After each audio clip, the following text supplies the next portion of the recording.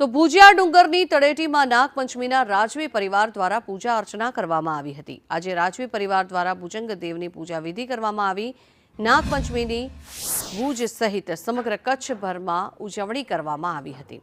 આજે તેના ઠાકોર મયુરધ્વજસિંહ જાડેજાના હસ્તે પૂજા વિધિ કરવામાં આવી હતી। રાજાશાહીના વખતમાં આ એક મોટી રવાડી નીકળતી અને આ મોટામાં મોટી રવાડી કચ્છની હતી। તે પ્રાગમેલ દરબારગઢથી શરૂ થતી, હોરી ચકલાના નાકેથી સારાફ બજાર થઈ, ભીડ ગેટ થઈ અને આ રવાડી અહીંયા ભુજંગ દેવને અહીંયા કને આપણે ભુજિયા ડુંગરે પહોંચતી। અને આ લડાઈ પાંચમ ના શ્રાવણ મહિનાની પાંચમના આ મોટી રવાડીનું કાઢવાનું કારણ એ જ છે કે આપણને જ્યારે મહારાવ શ્રી ગોડજીએ આ કિલ્લો બનાવવાનું શરૂ કર્યો ત્યારે અમદાવાદના સૂબા મોહમ્મદ બેગડાએ અહીંયા ચડાઈ કરી, કચ્છ એક શાક જૂઠ થયું અને અહીંયા એક મોટું ધમાસાન યુદ્ધ થયું। અને એ યુદ્ધ વખતે જ્યારે આપણે જીત્યા અને એ પાંચમ શ્રાવણ મહિનાની પાંચમ હતી।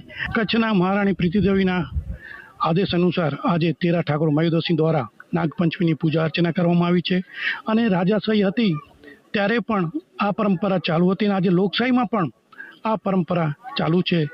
કચ્છના અંતિમ મહારાવ શ્રી પ્રાગમલજી ત્રીજા એ પોતે અથવા પોતાના પ્રતિનિધિ દ્વારા આ પૂજા અર્ચના કરતા આવ્યા છે અને કચ્છના લોકો માટે એ હંમેશા આશીર્વાદ માંગતા આવ્યા છે।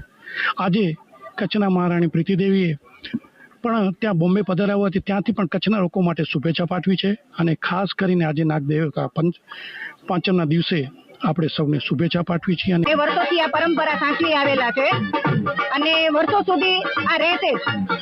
આમ જોવા જઈએ તો કચ્છ માટે આ પહેલો મેળો ખુલ્લો મૂકવામાં આવ્યો છે।